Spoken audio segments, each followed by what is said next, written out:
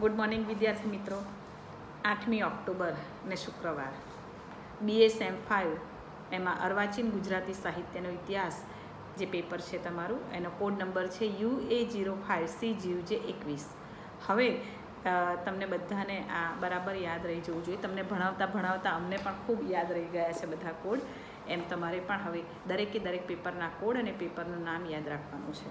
તો અર્વાચીન ગુજરાતી સાહિત્યનો ઇતિહાસ એમાં પંડિત યુગ જે બીજો યુનિટ છે એમાં સર્જક ગોવર્ધનરામ ત્રિપાઠીનો પરિચય મેળવ્યા પછી ગઈકાલે આપણે બકર ઠાકોર એટલે કે બળવંતરાય કલ્યાણરાય ઠાકોર એમનો પરિચય સામાન્ય જોયો હતો અને એમાં નિરંજન ભગત એમના વિશે કહે છે એનું સરસ એક કોટેશન પણ આપણે વાંચ્યું હતું। ફરીથી એને આપણે પુનરાવર્તન કરીએ તો નિરંજન ભગતે બકર ઠાકોર વિશે એમ કહ્યું છે કે શું જીવનમાં ને શું કવનમાં બકર ઠાકોર એટલે જ ખુદ વફાઈ।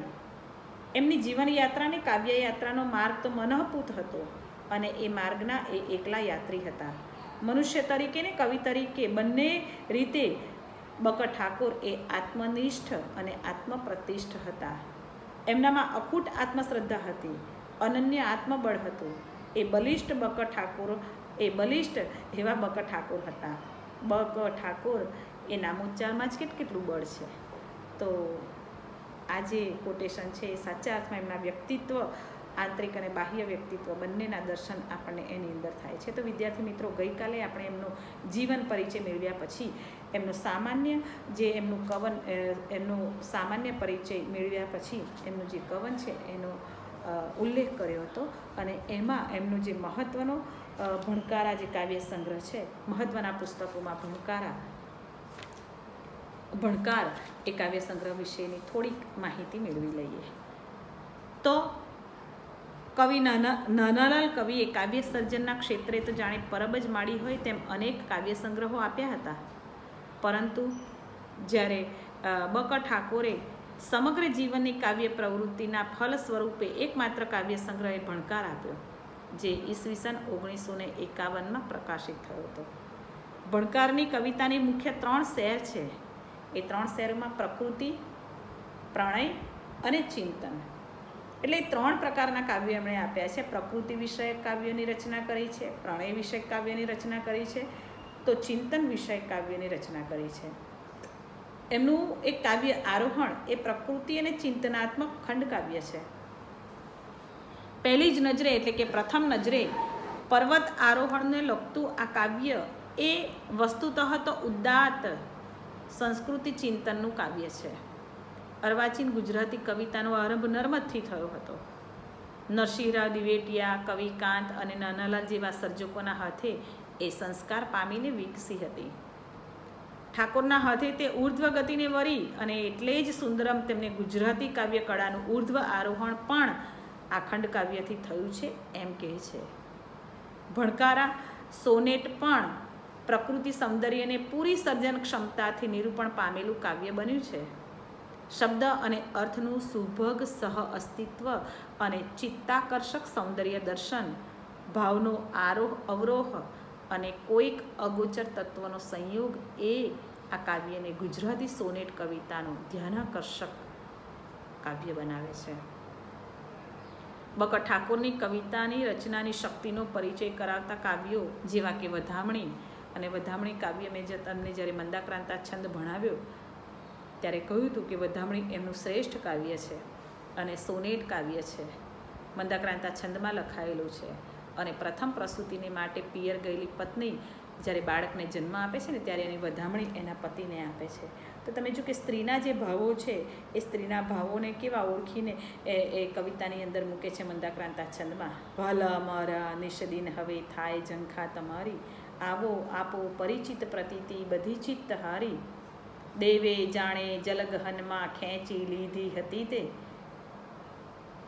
આવી તો નવલહુ ક્યાં ગઈ કેમ આવી એમ। અને પછી છેલ્લે એમ કે છે ગોરું, બાળકનો જન્મ થઈ ગયો છે, ગોરું ચૂસે અખૂટ જ રસે અંગૂઠો પદ્મ જેવો, આવી જોઈ દઈ તો ઉચરો લોચને કોણ જેવો એમ। તો આખું મંદાક્રાંતા છંદમાં અને છેલ્લે એટલે કે સોનેટમાં આ વધામણી જે કાવ્ય લખી છે એ એમની કવિતા રચનાની શક્તિનો એક સુંદર પરિચય આપણને કરાવે છે। વધામણી કવિતા. એવી જ એમનું જૂનું પિયર ઘર, બેસી ખાટે ફરી વળી બધે મેળી ઓરડામાં, એમ કે એ સરસ કવિતા એમની સોનેટ કવિતા છે. એમાં પણ એમની કાવ્યકલાના સુંદર દર્શન થાય છે. તો વર્ષાની સુંદર સાંજ, મોગરો પ્રિય તું જ લટે ધરું, ધવલ સ્વચ્છ આ મોગરો, એ કાવ્ય એમની પ્રેમની ઉષા વગેરેમાં પ્રણયનો ભાવ નિરૂપિત થયેલો છે. આ બધા જ સોનેટ કાવ્યો છે ને એમની કવિતાની શક્તિનો, કવિતા રચનાની શક્તિનો સુંદર પરિચય આપણને થાય છે. તો એમ અદૃષ્ટિ દર્શન અને ચોપાટીને બાકડેથી કવિનું કર્તવ્ય, પૂછું મને કટેવ, એમ એક તોડેલી દાળ વગેરે જેવા એમના ચિંતન પ્રધાન કાવ્યો છે. ખેતી પણ કવિની એક નોંધપાત્ર કાવ્ય રચના બની છે. તો ખેતી અને એક તોડેલી દાળ જેવા દીર્ઘ કાવ્યમાં સંસ્કૃતિનું ચિંતન પણ નજરે પડે છે. એમણે ભારતની સ્વતંત્રતા, 2 વિશ્વયુદ્ધો, ગાંધીજી, પંડિત નહેરુ વગેરે વિશે પણ કાવ્યો આપ્યા છે. અને વૃદ્ધાવસ્થાને વિષય કરતાં તેમના સોનેટ એટલા જ જાણીતા બન્યા છે. તો વિદ્યાર્થી મિત્રો, આ એમની ભણકાર કાવ્ય સંગ્રહની વાત થઈ. તો હવે એ બકર ઠાકોરની કાવ્ય વિભાવના અને વિવેચન પ્રવૃત્તિની વાત કરીએ તો ઈસવીસન 1917માં તેમણે ભણકાર એમ ધારા 1 અને ઈસવીસન 1927માં ધારા 2 પ્રગટ કરી. ઈસવીસન 1935માં મારા સોનેટ એમ 3 કાવ્ય ગ્રંથો આપ્યા. તે તથા ત્યાર પછી રચાયેલી તમામ કાવ્ય સૃષ્ટિને સમાવી લે તો એકમાત્ર ભણકારા કાવ્ય સંગ્રહ ઈસવીસન 1951માં તેમણે પ્રગટ કર્યો. શરૂઆતમાં એ કાવ્ય સંગ્રહની આગળ શુદ્ધ એટલે કે અગેય પદ્ય એના નામે એક વિસ્તૃત વિચારપૂર્ણ નિબંધ તેમણે રજૂ કર્યો હતો. એમના પુરોગામી કવિ નાનાલાલની અનેક રચનાઓમાં ઉર્મિનું તત્વ એટલું બધું વધી ગયું હતું કે ક્યારેક તો એ કાવ્ય રચનાઓ ઉર્મિની મંદતાથી પીડાતી લાગતી હતી. ખબરદારનો પ્રતિકાવ્યનો પ્રયોગ ફક્ત ડોલન શૈલીને નિશાન નહોતો કરતો, નાનાલાલની ભાષા શૈલી અને ઉર્મિના અતિરેકને પણ ધ્યાનમાં લેતા હતા.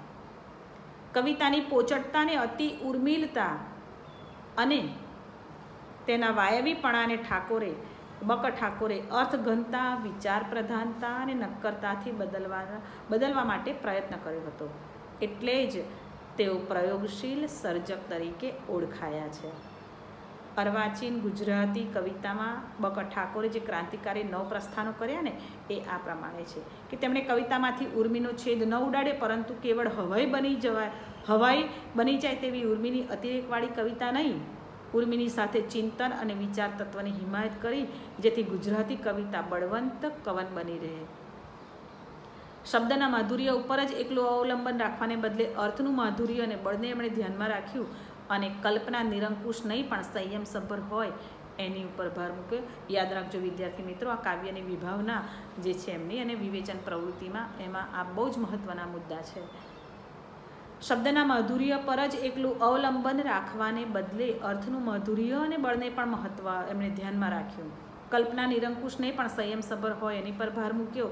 છંદ અને લયના સ્થિતિજડ નિયમોને સ્થાને પ્રવાહી પદ્ય રચના તેમજ યતિવિહીન છંદો રચનાના પણ એમણે પ્રયોગો કર્યા. પૃથ્વી છંદના પ્રયોગથી અગેય પ્રવાહી પદ્ય રચના તેમણે સફળતાપૂર્વક સિદ્ધ કરી. તેમણે કવિતાને સંગીતથી જુદી ગણી અને કવિતામાં અર્થ અનુસાર લયનો આગ્રહ કેળવ્યો. એમણે ગુજરાતી કવિતામાં સોનેટ નામના નૂતન કાવ્ય સ્વરૂપનો પ્રવેશ કરાવ્યો અને એને બહોળી પ્રતિષ્ઠા અર્પી. તો વિદ્યાર્થી મિત્રો, અગેય પૃથ્વી છંદનો જન્મ બકર ઠાકોરના હાથે થયો. જે આપણે પૃથ્વી છંદની વાત કરી ત્યારે પણ મેં તમને કહ્યું હતું, અને સોનેટ જેવું કાવ્ય સ્વરૂપનો જન્મ પણ એમના હાથે આપણા ગુજરાતી કવિતામાં થયો. આ 2 મહત્ત્વના મુદ્દા બકર ઠાકોર માટે તમારે ચોક્કસ યાદ રાખવાના છે. તેમના બધા જ કવિતા વિશે ક્રાંતિકારી વિચારીના લેખો વ્યાખ્યાન રૂપે અને પછીથી પુસ્તક રૂપે આજે પણ આપણી પાસે ઉપલબ્ધ છે. લિરિક, કવિતા શિક્ષણ, નવીન કવિતા વિશેના વ્યાખ્યાનો, વિવિધ વ્યાખ્યાનો, આપણી કવિતા સમૃદ્ધિ, ભણકાર, મારા સોનેટ વગેરેમાં બધા જ વિચારો સંગ્રહાયા છે. ભણકાર કાવ્ય સંગ્રહમાં કવિ અને કવિતા વિશે કાવ્યમાળામાં પણ તેમની કાવ્ય વિભાવના પ્રગટતી જોવા મળે છે. તેઓ સર્વાનુભવ રસિક કવિતાને સર્વોત્તમ જ કવિતા ગણે છે. વિચાર પ્રધાન કવિતા જ એ દ્વિજોત્તમ જાતિની કવિતા એવો એમનો મત છે. આમ વિચાર પ્રધાન અને અર્થઘન કવિતાની તેઓ હિમાયત કરે છે. કવિતા અને સંગીત એ 2 કળાઓને જુદા ગણી અને શુદ્ધ કવિતાનું તેમણે ગૌરવ કર્યું છે. શુદ્ધ કવિતાનું તેમણે ગૌરવ કર્યું.